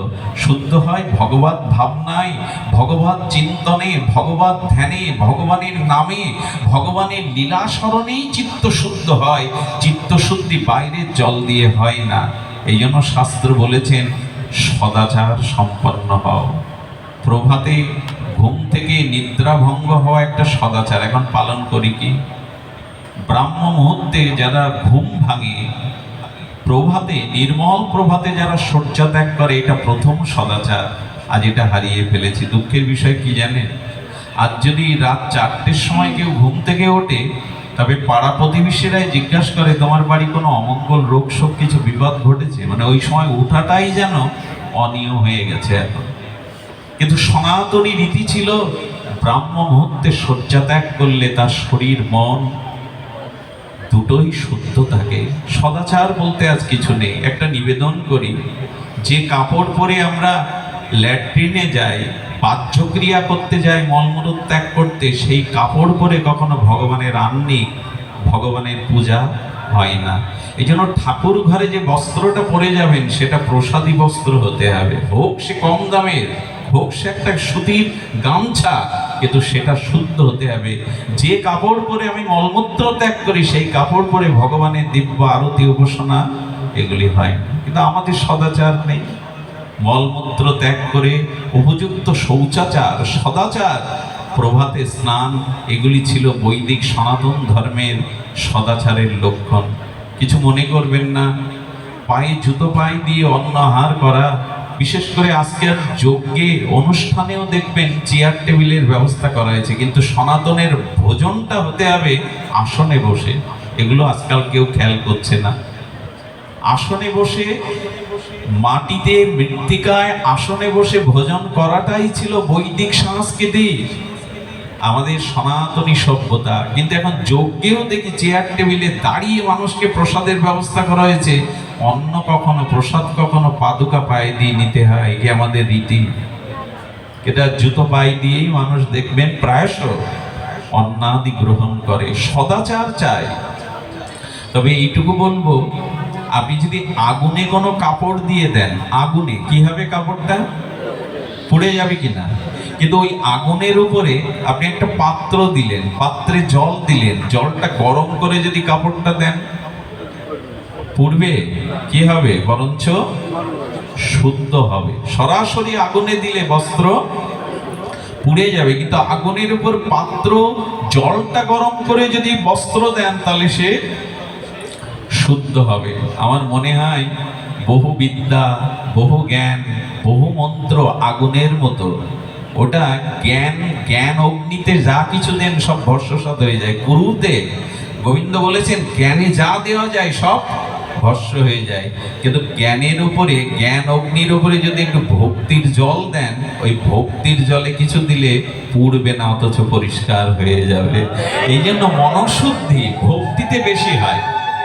হরি কথাতে, হরি নামে ভেতরের মনশুদ্ধিটা খুব বেশি হয়। করে দেখবেন, একটু ভগবানের লীলা চিন্তা, একটু ভগবানের দিব্য নাম করে দেখবেন, হৃদয়টা খুব শুদ্ধ হয়। এখানে এই গরমে কোনো মানুষকে আটকে রাখা অত্যাচার ছাড়া কিছু নয়। তবে এত গরম সহ্য করে ঘর্মাক্ত শরীরে কত মায়েরা ছোট ছোট বাচ্চা নিয়ে ঘেমে যাচ্ছে, স্নান করে যাচ্ছে, এরপরে তীব্র গরম, এর মধ্যে সকলেই বসে আছেন। তবু বলবো, এই গরমে, এই ভিড়ের মধ্যেই যাদের মন হরিকথার দিকে, অর্থাৎ যাদের উৎকর্ণ চিত্তে কর্ণ দ্বারা হরিকথা হৃদয়ে প্রবেশ করছে, তারা এখন বাইরের কষ্টটাও ভুলে গিয়ে অন্তরে একটা অনাবিল শান্তি অনুভব করছেন। এটাই প্রমাণ করে চিত্ত তখনই শান্ত হয়, চিত্ত তখনই শুদ্ধ হয় ভক্তির দ্বারা। সুচিতা চাই। দেখুন, একটা কথা বলি, যার ভেতরে পবিত্রতা, সদাচার, সুচিতা নেই, আমি আপনাদের বেদ থেকে বলতে পারি, শাস্ত্র থেকে বলতে পারি, তাদের মধ্যে গ্রহদোষ প্রবেশ করবেই। সদাচার যাদের নাই, সৎ আচরণ যাদের নাই, গ্রহদোষ তার মধ্যে প্রবেশ করবে। ওরা সুযোগ খোঁজে। এই জন্য দয়া করে বলবো, মলমূত্র ত্যাগ করে উপযুক্ত শৌচাচার, অপরের সর্বনাশ, অপরের ক্ষতির চিন্তা মনে না রাখা, তাহলে ভেতরটা শুদ্ধ হবে। আর মনের সদাচার সব থেকে আসে ভগবানের একটু লীলা চিন্তা করলে, একটু নাম চিন্তা করলে, একটু হরিকথা কর্ণ দিয়ে হৃদয়ে প্রবেশ করলে আপনার ভিতরে সুচিতা আসবে। কটা বলা হলো? অনাপেক্ষ, সূচি, এরপরে বললেন দক্ষ। এই দক্ষ মানে বুদ্ধিটাকে সুকাজে, সুকর্মে নিয়োগ করা। অনাপেক্ষ, সূচি, দক্ষ। দক্ষতা কাকে বলে? দক্ষতা হলো ক্ষিপ্রতার সহিত, বুদ্ধিমত্তার সহিত যে মঙ্গলময় সিদ্ধান্ত গ্রহণ করা। জীবনে সব থেকে বড় দক্ষতা কি জানেন? সব থেকে বড় দক্ষতা জীবনে অসৎসঙ্গকে ত্যাগ করে সৎসঙ্গের আশ্রয় গ্রহণ করা। এটাই সব থেকে বড় দক্ষতা। জীবনে যদি এই দক্ষতা অর্জন না করতে পারেন, এই বুদ্ধিটুকু নিয়োগ না করতে পারেন, আপনার জীবনের কল্যাণ, আপনার জীবনের মঙ্গল ধরা দেবে না, কোনো জন্মেই দেবে না। এই জন্য একটা অনুরোধ করি, আপনার বুদ্ধিটাকে সুমেধাটাকে কাজে লাগান। জীবনে যদি বাঁচতেই হয়, চলতে হয়, তবে সৎসঙ্গের আশ্রয়ে বাঁচব। ভগবানের পুত্র, ভগবান সূর্যের পুত্র কর্ণ, কত দাতা, কত তেজস্বী, কত বড় বীর, কিন্তু জীবনটাই নষ্ট করে ফেললো শুধু দুর্যোধন আর দুঃশাসনের সঙ্গের কারণে। ভগবানের পুত্র কর্ণ, সূর্যপুত্র কর্ণ, এত বড় ত্যাগী, এত বড় দাতা মহাভারতে অন্য চরিত্রে নাই। অর্জুন কোথায় কর্ণের কাছে? কিন্তু সেই কর্ণের পতনের একমাত্র কারণ জীবনে ভালো সঙ্গ পাননি। কে বলেছিল জানেন দুর্যোধনকে? দ্রৌপদীকে বিবস্ত্র করে তোমার উরুর উপরে বসাও। এই পরামর্শটা কর্ণই দিয়েছিল দুর্যোধনকে। দ্রৌপদীকে বিবস্ত্র করে তোমার উরুর উপরে বসাও, এই পরামর্শটা দিতে পারে কর্ণ? সূর্যের পুত্র হয়ে কুন্তির গর্ভে জন্মে শুধু একটাই কারণে, অসৎ সঙ্গকে ত্যাগ করতে পারিনি কর্ণ। আমাদের জীবনও তাই হবে। আরেকটি দৃষ্টান্ত মাঝে মাঝে আলোচনায়, প্রবচনে আসে, সেটা হলো কৈকেয়ীর মতো এমন বিদুষিনী, এমন প্রজ্ঞাবতী মহিলা সুনেত্রাও ছিল না, কৌশল্যাও ছিল না। দশরথের সাথে কৈকেয়ী যুদ্ধেও যেতেন। কৈকেয়ীর কারণে বহু যুদ্ধে দশরথ জয়ী হয়েছে, এই জন্য খুব প্রিয়া ছিল। তাতে কি হলো? সেই কৈকেয়ী, যিনি এত প্রজ্ঞাবতী, রামকে এত ভালোবাসতেন, তিনি দশরথের মৃত্যুর কারণ হলেন, রামের বনবাসের কারণ হলেন, সমস্ত অযোধ্যাকে আগুন জ্বালিয়ে দিলেন একটাই কারণে। কারণ কৈকেয়ীর মেধা থাকলেও, বিদুষিনী থাকলেও, শিক্ষিতা থাকলেও সঙ্গ ছিল মন্থরার। মন্থরার সঙ্গের কারণে দশরথ বলেছিল, রাম বনে গেলে, রাম আমার প্রাণ, প্রাণ ছাড়া দেহ বাঁচে না, রাম বনে গেলে আমি মারা যাব, তুমি বিধবা হবে। বলে হতে পারি, কিন্তু কিছু করার নেই। এই বুদ্ধি কখন আসে মানুষের? মন্থরার সঙ্গ পেলে। এই জন্য দয়া করে বুদ্ধিটা এখানেই আনন্দ, যাতে অসৎ সঙ্গ না হয়।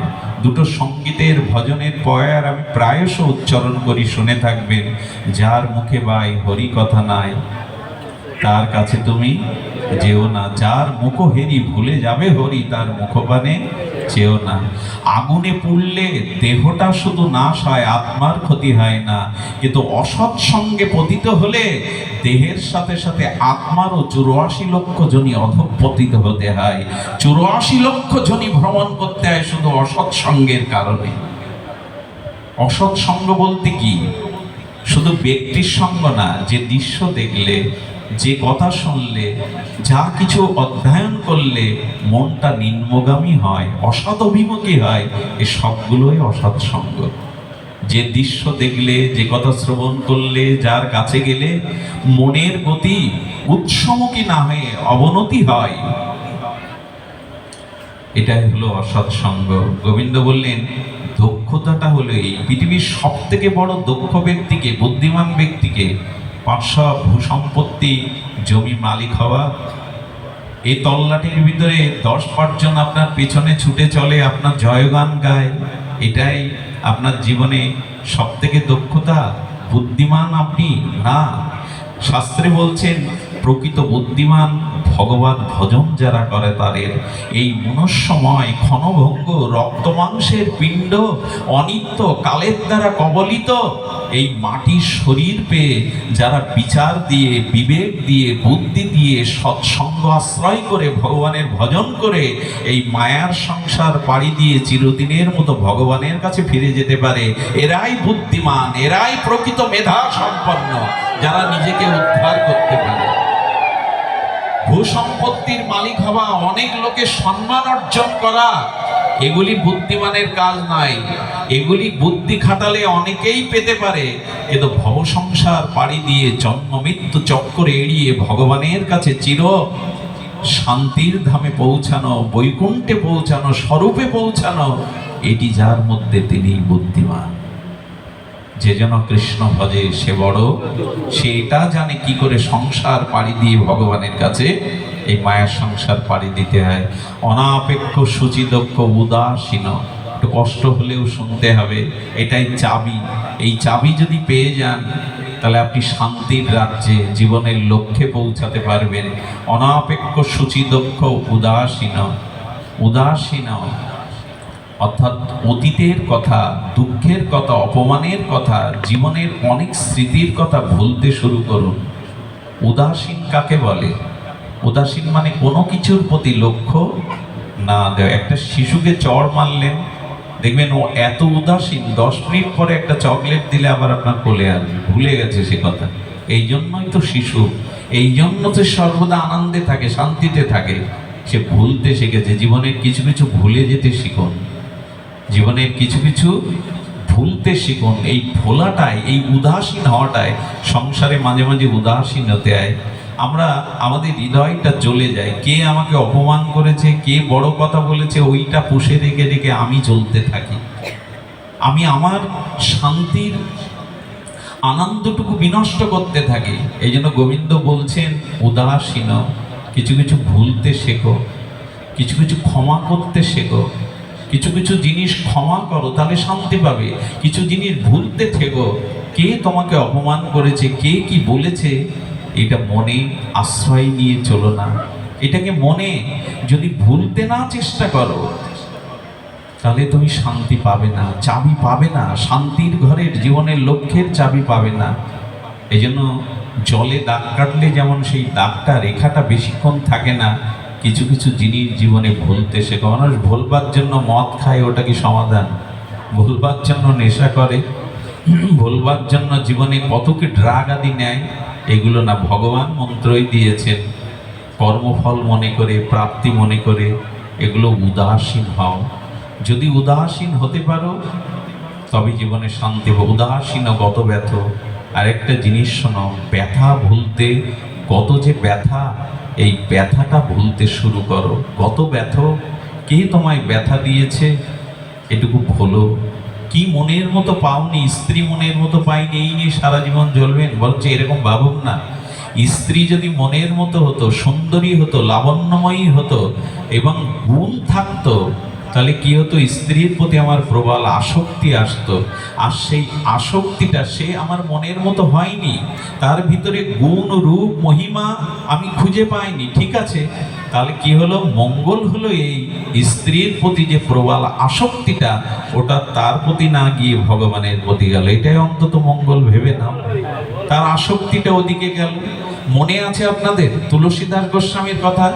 রামচরিত মানস প্রণেতা, যিনি এই কলিযুগেই রাম সীতাকে দর্শন করেছেন, সাক্ষাৎ হনুমানজি যার গুরু, সেই তুলসীদাস প্রথম জীবনে তার সুন্দরী স্ত্রীর প্রতি এতটা আসক্তি ছিল, এতটা আসক্তি, 2 বছর বিবাহের মধ্যে একবারও স্ত্রীকে বাপের বাড়ি যেতে দেয়নি।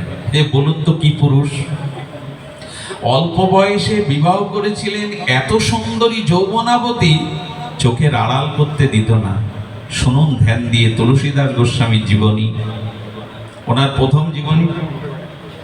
বলছেন, স্ত্রী বলছে, আমার পিতা মৃত্যু শয্যায়, আমাকে দয়া করে একটার জন্য যেতে দাও। তো পিতা মৃত্যু শয্যায় জেনে স্ত্রীকে অনুমতি দিলেন। কি বলবো আপনাদের, জয় রাধে, স্ত্রীকে অনুমতি দিলেন। স্ত্রী পিত্রালয়ে এলো, সন্ধ্যা নেমে ঘরে একাকী শয্যায় ছটফট করছে, কেন যেতে দিলাম?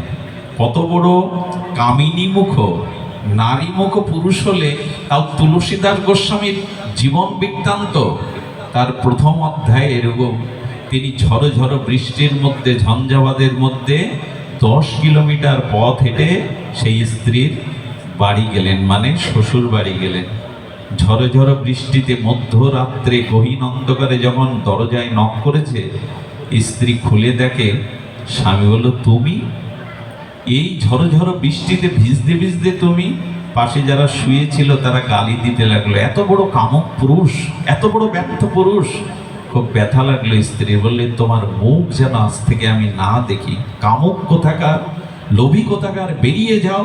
তোমার মতো কাপুরুষের কাছে জীবন সমর্পণ করেছে যে আমি আমি আমি বড় লজ্জিত, ঘৃণিত তুমি, তোমার মুখ যেন না দেখি। দরজা মুখের কাছেই বন্ধ করে দিলেন। ওই যে বন্ধ করলেন, তখনই চিন্তা করলেন, যাকে ভালোবেসে 10 কিলোমিটার পথ আর এই ঝড় ঝঞ্ঝাবাত উপেক্ষা করে এসেছি, সে মুখের উপর দরজা বন্ধ করে দিল। তবে এই দরজার পানে আর তাকাবো না। ওই দিন শুরু হলো প্রভু রামের দরজা কোথায়, সেটা খোলা। ইনি পরবর্তী জীবনে ভগবানের চরণে সমর্পিত ভজন সাধনের দ্বারা রাম সীতাকে এই যুগে দর্শন করে লিখলেন শ্রীরামচরিত মানস, বিখ্যাত তুলসীদাস গোস্বামী। তো স্ত্রী যদি মনোমত না হয়, ভালো, তার প্রতি আসক্তি যেটুকু সেটুকু ভগবানের প্রতি দিয়ে দিন। এইরকম ভাবতে শুরু করুন না, ভালো স্ত্রী পাইনি, গুণবতী স্ত্রী পাইনি, এই নিয়ে সারা জীবন অশান্তিতে ভুগবেন, এটা জীবন নয়। এই জন্য গোবিন্দ বললেন, গত ব্যথ, এইসব ব্যথাগুলো ভুলতে শেখো, এইসব ব্যথাগুলো ভুলে যেতে থেকো। পুত্র পাওনি, সন্তান পাওনি, এই ব্যথা নিয়ে জীবন কাটিও না। ওই শূন্যস্থানে ভগবানকে বসাও, গোপালকে বসাও, আমাকে বসাও। এই উদাসীনতা আনো তুমি, গত ব্যথাকে ভুলে যাও। সব শেষে বলছেন সর্বারম্ভা পরিত্যাগী। আহা, এ কথাটি বড় হৃদয়ে গ্রহণ করবার মতো। গোবিন্দ বললেন সর্বারম্ভা পরিত্যাগী, অর্থাৎ নূতন করে যেটুকু পেয়েছো নিজের চেষ্টায়, কর্মদক্ষতায়, ধন সম্পদ, জমি জমা যেটুকু পেয়েছো, এই জাগতিক যা কিছু, তাতে সন্তুষ্ট থাকো। নূতন করে ব্যাংক লোন নিয়ে ফ্যাক্টরি খুলতে যেও না, কারো কাছে ধার দেনা করে সুদ করে নূতন কোনো কর্ম সৃষ্টি করতে যেও না, আরো পড়ে যাবে। ভগবান বলেছেন, এমন কোনো কর্ম নূতন করে সৃষ্টি করতে যেও না যাতে তোমার ভজন সাধন বাদ পড়ে যাবে।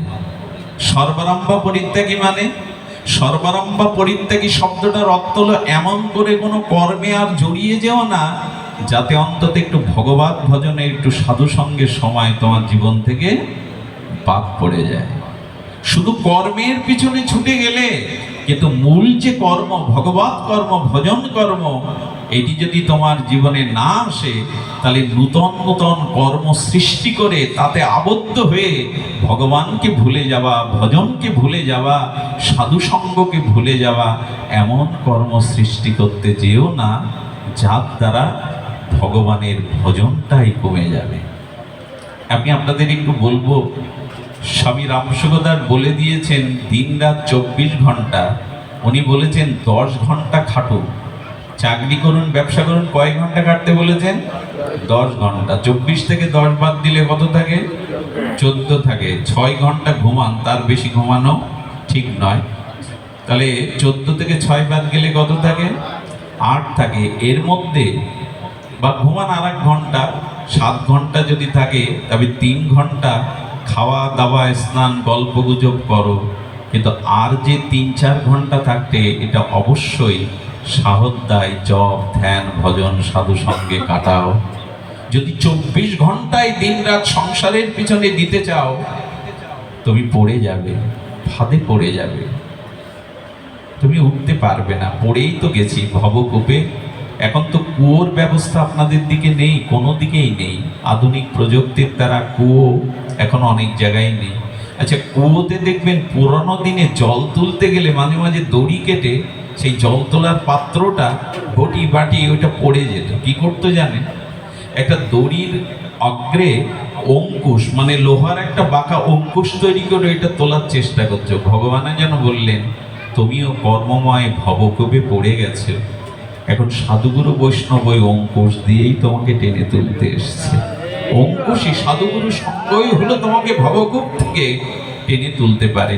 তাই নূতন করে এমন কোনো কর্ম সৃষ্টি করতে যাবেন না যাতে ভজনের সময়টা বাদ পড়ে যায়, যাতে ভজনের সময় বাদ পড়ে যায়, এমন কোনো কর্ম আমাদের নূতন করে সৃষ্টি করা উচিত নয়, যাতে জীবন থেকে কর্ম চলে যায়। দেখুন, একটু বলি, ভগবৎ কর্ম করতে হবে, নালে কিন্তু ক্ষতি আছে। আমি কিছুদিন আগে প্রসঙ্গটা পড়ে স্তম্ভিত হয়ে গেছিলাম।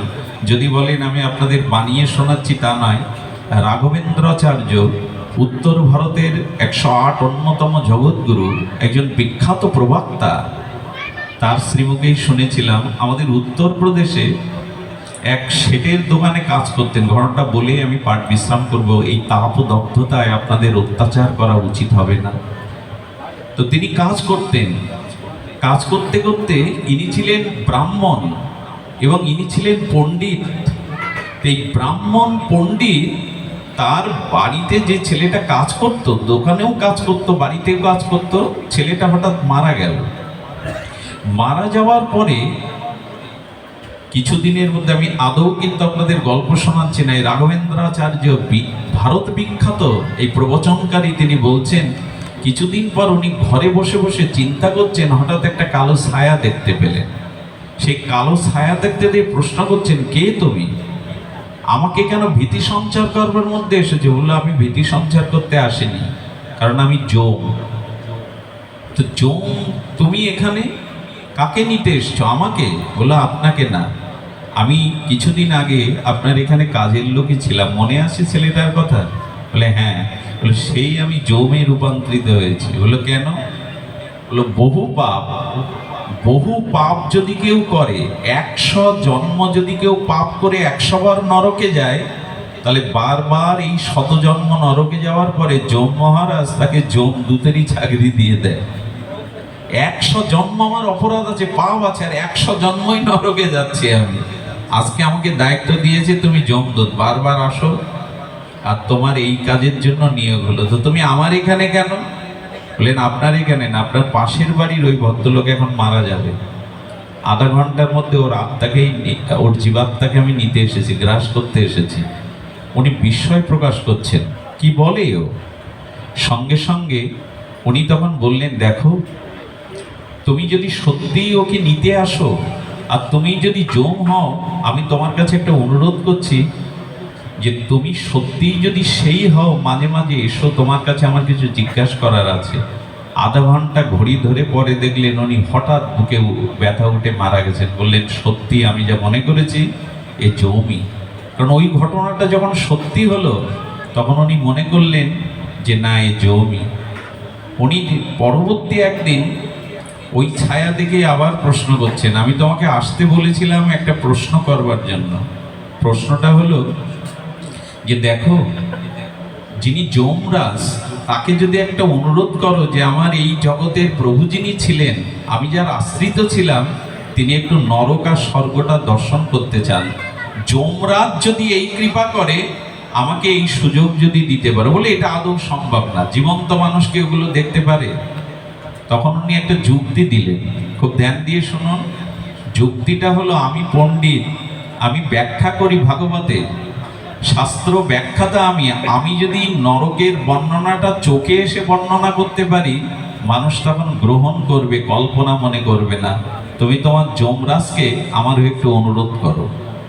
এখন সেবক যদি প্রভুকে বারবার কিছু অনুরোধ করে, উনি বহুবার বলতে আছেন প্রভু, উনি পণ্ডিত, উনি ব্যাখ্যা করেন, ওনাকে একটু কৃপা করে আপনি যদি একবার নরক বা স্বর্গে একটু দর্শন করিয়ে দেন। যম মহারাজ তো দ্বাদশ মহাজনের অন্যতম, তিনি সামর্থ্য।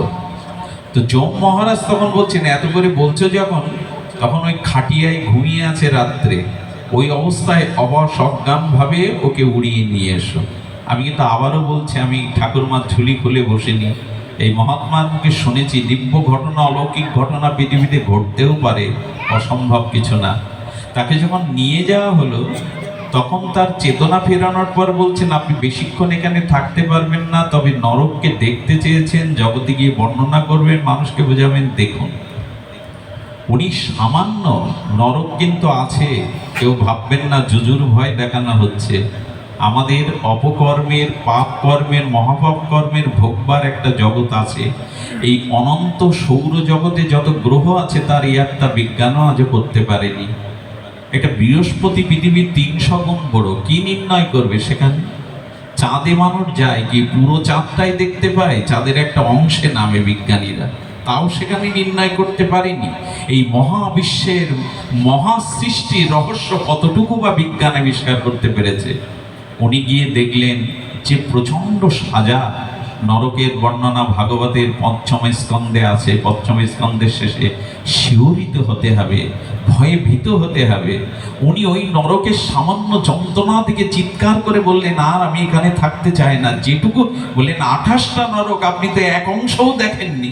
বললেন আর আমি দেখতে চাই না, আমাকে পাঠিয়ে দিন। আচ্ছা একটা কথা বলুন তো যম মহারাজ, আমাকে কি কখনো আসতে হবে এখানে? প্রশ্নটা তো আসেই, আমাকে কি আসতে হবে? বললেন, প্রশ্নটা যখন করেই বসেছেন, দেখুন আপনাকে আসতে হবে। পণ্ডিত বললেন, আমি ব্রাহ্মণ, আমি বেদজ্ঞ, আমি পাঠ করে কত মানুষকে এই পথে ফিরিয়েছি, আমাকে কেন আসতে হবে যদি একটু বলেন। বললেন, দেখুন আপনি এক চর্মকারের কাছ থেকে একটা পাদুকা তৈরি করেছিলেন, তার পয়সাটা বহুবার দেব দেবে বলেও আপনি পরিশোধ করেননি, সেই কারণে আপনাকে নরকে আসতে হবে।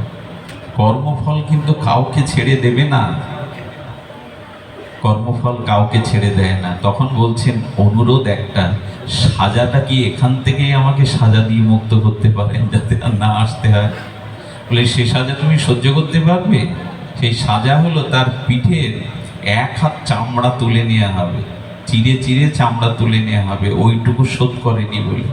এবং যিনি নেবে, যে ওর কাছে অর্থটা পেত, সে মারা গেছে, তাকে দিয়ে, যমকে দিয়ে যখন তুলে নিলেন, সঙ্গে সঙ্গে ওই অবস্থায়, যন্ত্রণাকাতর অবস্থায় তখন বলছেন যে কৃপা করে আমাকে কৃপা করে এইবার জগতে দিন, তবে একটা কিছু দিন যাতে জগতে গিয়ে আমি বলতে পারি যে আমি দেখে এসেছি, এই বর্ণনা আমি যাতে জগৎকে করতে পারি। ওনাকে বড় একটা কুলোর মতো পান আর একটা দিব্য সুবারি দেওয়া হয়েছিল, যাতে ওনার কথা জগতের লোক বিশ্বাস করে। সেই দিন থেকে ভগবানের ভজনে লেগে গেলেন আর জগৎকে বলতে লাগলেন, এটা অবশ্যই কর্মফল ভুগতে হবে, এসব ভগবানের চরণে সমর্পিত হয়ে ভজন করি। এটা ভয় দেখানো নয়, এটা বাচ্চাদের জুজুর ভয় দেখানো নয়। নরক কিন্তু আছে, সত্যই আছে। কর্মফল কাউকে কখনো দিন ক্ষমা করবে না। আমাদের এই সব ঘটনাগুলো এইটুকু বলবার শুধু অভিপ্রায়, আসুন জীবনে সতর্ক হই, জীবনের লক্ষ্যকে স্থির করি, জীবনের মঙ্গলময় একটা লক্ষ্য যেন স্থির হয়, কোথায় যেতে চায়। আর এই সবের পিছনে প্রয়োজন ভগবান যেটা বলেছেন সেটি হলো আমার ভজন করো। তমেব শরণাঙ্গশ্চ সর্বভাবেন ভারত তৎপ্রসাদাৎ পরং শান্তি স্থানাং প্রাপস্যি শাশ্বতম। চিন্তা করো না, আমি তোমাকে ইহকালেও পরসুখ দেব, পরকালেও পরম আনন্দ দেব। শুধু আমার শরণ নাও, শুধু আমার ভজন করো, আমি কথা দিচ্ছি ইহকাল পরকালে আমি তোমায় শান্তি দেব। মনমনা ভাব মদ ভক্ত মজ্জা জীবন নমস্কুরু মামে বৈশোষী সত্যন্তে প্রতি জানে প্রিয় হোসেনে। তুমি আমার প্রিয় হবে, তুমি আমাকে প্রণাম করো, আমাকে নমস্কার করো, আমার ভক্ত হও, আমার যাজন করো। দেখুন গীতায় কর্মযোগ বলেছেন, গোবিন্দ বলছেন কর্ম আমার সাথে যুক্ত করে করো, তবে কর্মটা যোগ হবে। কর্ম নিজ স্বার্থের জন্য, ভোগের জন্য, লালসার জন্য করো না, আমাকে সন্তুষ্টির জন্য কর্ম করো। দ্বিতীয় অধ্যায়ের নাম কর্মযোগ। আর এ জাতীয় কর্ম করবার জন্য যে জ্ঞানের প্রয়োজন, চতুর্থ অধ্যায় হলো জ্ঞানযোগ। কর্মটা কিভাবে করবে, আমাকে সমর্পণ করে এই জ্ঞান নিয়ে কর্ম করো, তবে জ্ঞানযোগ হবে। কর্মটা জ্ঞানে সম্পাদিত হবে। আর জ্ঞান এবং কর্ম করছো, কিন্তু এই তুমি করছো তোমার জ্ঞান তোমার কর্ম। পঞ্চম অধ্যায়ে বলছেন কর্ম সন্ন্যাস যোগ। তুমি করছো আর তোমার জ্ঞান এটি ন্যাস করো, ত্যাগ করো, তাহলে কর্ম জ্ঞান সন্ন্যাস হলো। আর এরকম করতে গেলে ষষ্ঠ অধ্যায়টা হলো অভ্যাস যোগ। জীবনে অভ্যাস করো, তাহলেই এই জ্ঞান পাবে, কর্ম সন্ন্যাস হবে। আর ষষ্ঠ অধ্যায়ে যখন অভ্যাস বললেন, সেই অভ্যাসের পরে সপ্তম অধ্যায় কি বললেন? সপ্তম অধ্যায়ের কি নাম? জ্ঞান বিজ্ঞান যোগ। অর্থাৎ শুধু জ্ঞান রেখে কর্ম করলে হবে না, জ্ঞানের সাথে বিশেষ জ্ঞান চাই। যদি বিশেষ জ্ঞান থাকে তাহলে তুমি অক্ষর ব্রহ্মযোগ অষ্টম অধ্যায় মৃত্যু রহস্য জেনে যাবে। কিভাবে মৃত্যুবরণ করলে আমাকে পাবে, এই জ্ঞান তোমার হবে। আর এই জ্ঞান এসে নবম অধ্যায়ে বললেন রাজবিদ্যা, রাজগুহ্যতম যোগ। রাজবিদ্যা মানে শ্রেষ্ঠ বিদ্যা, আর রাজগুহ্য মানে শ্রেষ্ঠ গোপনীয় কথা। সেই গোপনীয় কথা কি? মনমনা ভব মদ্ভক্ত মজ্জাজি মং নমস্কুরু। এই তো ভগবান কি বলছেন না, যৎ করোষি যদ নাসি যজ্জুহোষি দদাসি যৎ যৎ তপস্যৌষি কন্তেয় তৎকুরুষ মদার প্রণাম। তুমি যা কিছু করো, যা কিছু আহার করো, হোম করো, যা কিছু করো আমাকে অর্পণ করে করো। যদি করতে পারো তাহলেই তুমি লক্ষ্যে পৌঁছাতে পারবে, তবেই তুমি পরম শান্তি পাবে। আসুন আমাদের জীবন সমর্পিত হোক। যা কিছু করি, যা কিছু আহার করি, হোম করি, যজ্ঞ করি, ভগবানকে অর্পণ করি। ভগবানে অর্পিত বিষ অমৃত হয়ে যায়। যেদিন কালীয় নাগের মাথায় গোবিন্দ নৃত্য করছেন, সেদিন কালীয় নাগ ছোবল দিচ্ছে, বারবার গোবিন্দের পায়ে সহস্র মুখ থেকে বিষ ঢালছেন। কে যেন বলছেন পদকর্তা, ওরে গোবিন্দের চরণ মস্তকে পেয়ে বিষ ঢালছিস? কালীয়নাগ বলছেন ভগবান যা দিয়েছে তাই তো তাকে দিচ্ছে, যা দেইনি তা দেব কি করে? আমাকে সর্প করে পাঠিয়েছেন আর আমার মধ্যে বিষ দিয়েছেন। গোবিন্দ বললেন গোবিন্দ যা দিয়েছে তাই তো দিচ্ছি, তবে আমি ওই চরণের মহিমা জানি, ওই চরণে বিষ অর্পণ করলেও অমৃত হয়। আমার এটা ছাড়া তো দেওয়ার নেই।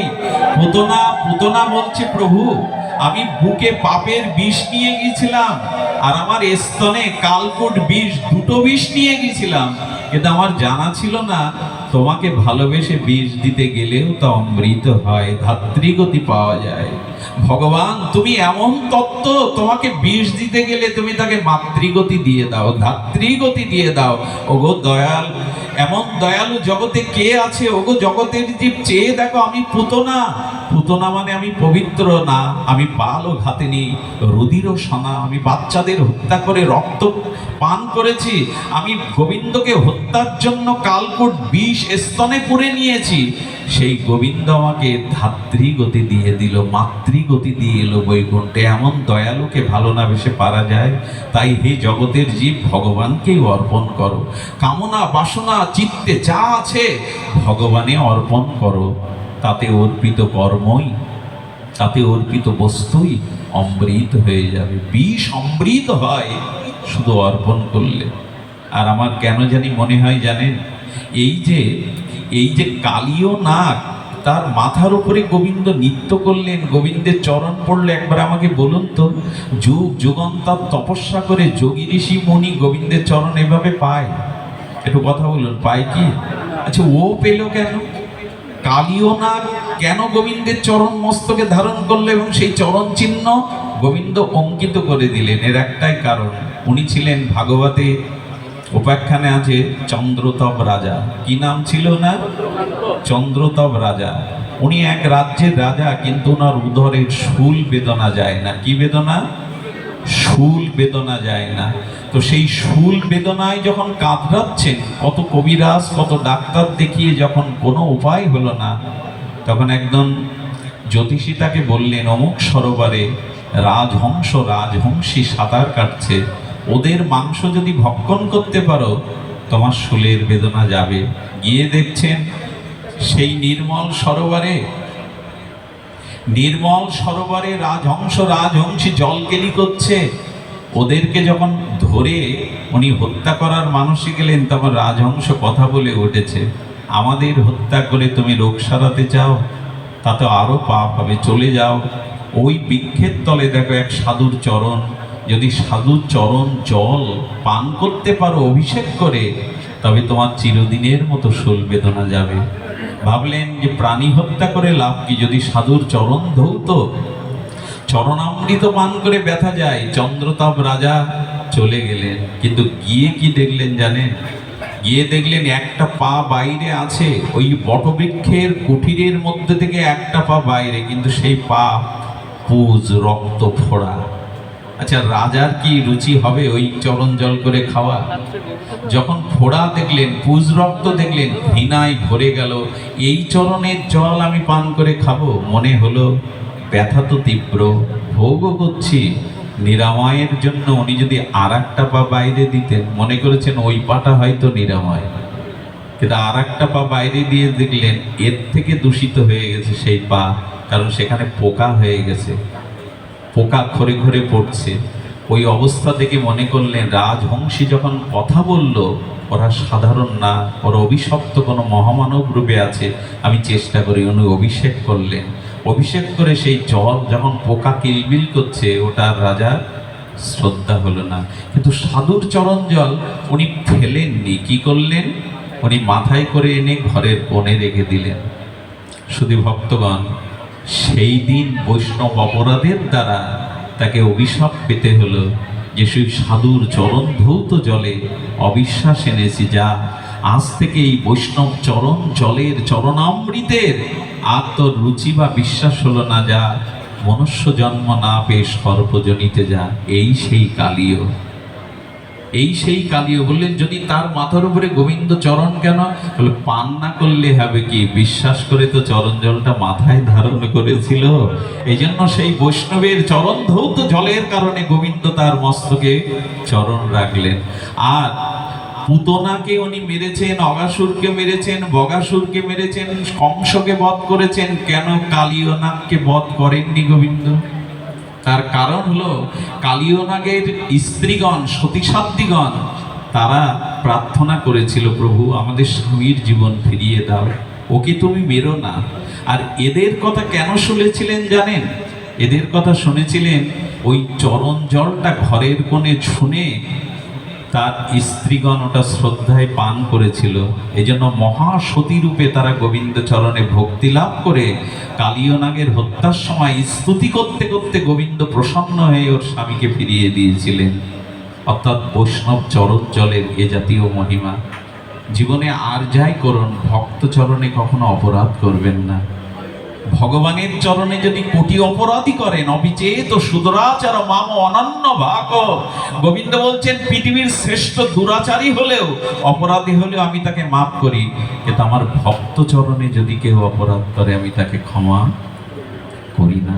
তাই ভগবানের চরণে অপরাধ করুন, ক্ষমা হবে, কিন্তু বৈষ্ণব চরণে যদি অপরাধ হয়, মনে পড়ে বৃন্দাবনে রূপ গোস্বামী বসে আছেন আর খঞ্জন বৈষ্ণব আসছেন, 8 জায়গায় প্রায় অষ্টবক্রের মতো বাঁকা, তাকে দেখলে উপহাস করে, সকলে হাসে, তিনি নিজের রূপ দেখান না যে আমাকে দেখলে কে হাসবে, আসতে বাবা আমাকে দেখলে কে হাসবে, তাতে তাদের বৈষ্ণব অপরাধ হবে, বেরোন না, কতদিন ঘরে আবদ্ধ থাকা যায়।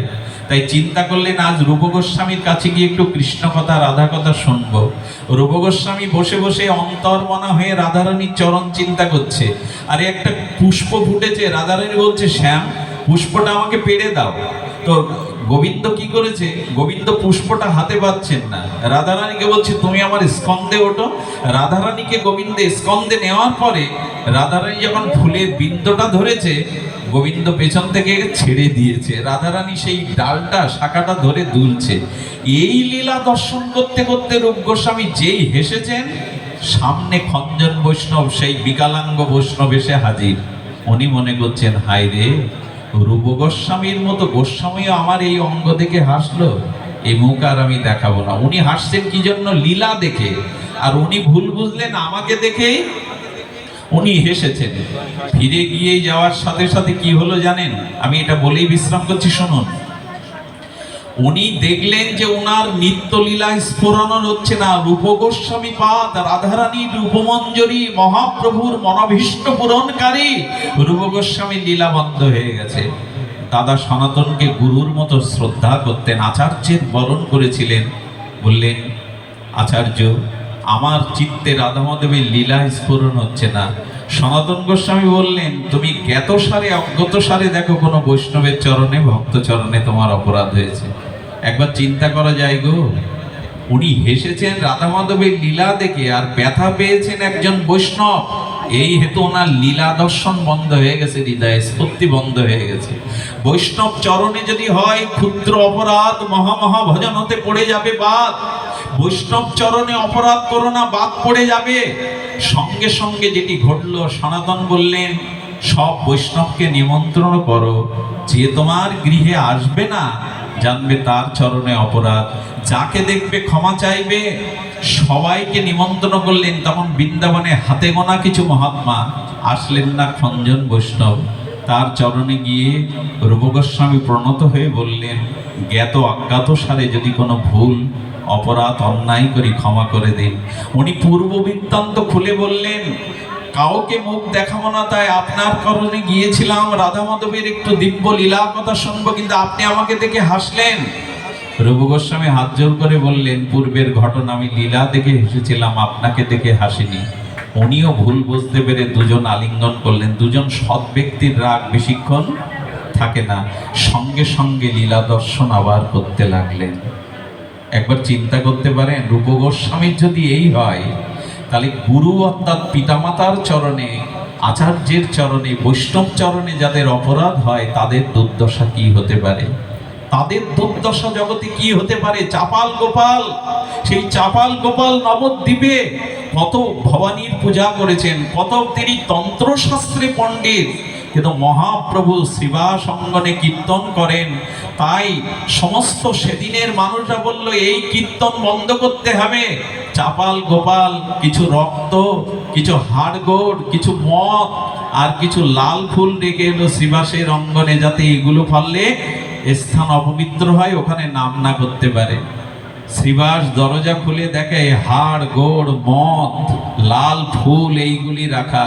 উনি গঙ্গা স্নান করে এলেন পরিষ্কার করে। মহাপ্রভু বললেন শ্রীবাস তোমার আসতে এত দেরি হলো গঙ্গা স্নানে? আচ্ছা শ্রীবাস কি বলবে? যদি বলে চাপাল গোপাল এখানে এগুলো রেখেছে, মহাপ্রভু রুষ্ট হবেন। আর মহাপ্রভু রুষ্ট হলে ওরা প্রাণে বাঁচবে না। তাই অন্যকে বাঁচানোর জন্য শ্রীবাসের মতো পরম পণ্ডিত প্রবার ভক্ত বললেন প্রভু গঙ্গা স্নানে একটু বৈষ্ণবদের সঙ্গ করতে গিয়ে বিলম্ব হয়েছে প্রভু। মহাপ্রভু মনে মনে আনন্দ পেয়ে বললেন, এই না হলে ভক্ত। অন্যকে বাঁচানোর জন্য শ্রীবাস মিথ্যা বলছে, মিথ্যা বললে কি হবে? মহাপ্রভু রুগ্ন হলেন, রুষ্ট হলেন। আজ সংকীর্তন আসরে চাপাল গোপাল এটা রেখে গেছে। মনে মনে রুষ্ট হওয়ার সাথে সাথে কুষ্ঠ দেখা দিল চাপাল গোপালে। যেদিন কুষ্ঠ দেখা দিল না, পোকা হতে শুরু করলো, স্খলিত হতে লাগলো। আর ওই হতে হতে যখন অজ্ঞান হয়ে গেছে, চাপাল গোপালের স্ত্রী ব্রাহ্মণী বলছেন চণ্ডালদের ডেকে, আমি গলার হার দিচ্ছি, একটু পুড়িয়ে এসো। যখন পুড়াতে গেছে না, আগুন দিতে যাবে, তখন ঠেলে উঠেছে, আমি মরিনি রে, আমাকে জীবন্ত পোড়ানোর জন্য আমার স্ত্রী তোদের পাঠিয়েছে, আমাকে পোড়াস না। তারা ফেলে চলে এলো, গঙ্গায় ঝাঁপ দিয়ে মরতে গেল। এ দেহ আর রাখবো না। কি ঘটলো জানেন? গঙ্গা শুকিয়ে গেল। যাওয়ার আগে গঙ্গা বলছেন, তোর মতো বৈষ্ণব অপরাধীকে আমিও ঠাঁই দেব না। এই জন্য বৈষ্ণব নিন্দিয়া যে বা গঙ্গা স্নানে যায়, পতিত পাবনী গঙ্গা ফিরিয়ে আনা চায়। গঙ্গাও মুখ ফিরিয়ে নেয় যদি কেউ বৈষ্ণব অপরাধ করে। গঙ্গা নিজেকে শুকিয়ে নিল, আমাতে তোকে আমি অবগাহন করতে দেব না, তুই বৈষ্ণব অপরাধী। একজনকে বলল, আমার যা কিছু আছে নাও, আমাকে একটু কাশিতে পৌঁছে দাও, ওখানে মরলে অন্তত মুক্তি হবে। এই চাপাল গোপাল তিনি ছিলেন সেই সময়ের একজন পণ্ডিত। কাশিতে যাওয়ার পরে ভগবান শঙ্কর বললেন, এখানে তোর জায়গা নাই। যারা বৈষ্ণব চরণে অপরাধ করে, শুদ্ধ সাধুচরণে, কাশিতে তার জায়গা নাই। তবে থাকতে পারি, সেখানে তোর মুক্তি হবে না। তবে ভগবান শঙ্কর বড় দয়ালু, বলে দিলেন, যা, যেখানে অপরাধ করেছিস সেই চরণে যা, যদি সে ক্ষমা করে তবে তুই ক্ষমা পাবি, কাশিতেও ক্ষমা পাবি না। তিনি চলে এসেছিলেন, রাস্তার ধারে পড়ে পড়ে কেঁদেছিলেন, ওহে বৈষ্ণব, আমি বুঝতে পারিনি বৈষ্ণব অপরাধ, ভক্ত অপরাধ এত বিঘত হতে পারে, এত ভয়াবহ হতে পারে। পোকাগুলো কিলবিল করছে গলিত কুষ্ঠ নিয়ে। হা নিতাই, হা গৌর বলছেন।